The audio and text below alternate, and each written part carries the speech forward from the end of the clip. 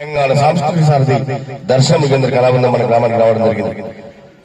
ప్రభుత్వ సంక్షేమ పథకాలతో పాటు సామాజిక రుగ్మతలు పరిసరాల పరిశుభ్రత మీద ఉచిత ప్రచారం నిర్వహిస్తున్నాం. దాంట్లో భాగంగా యాదిలోట ఇప్పుట చక్కటి పాట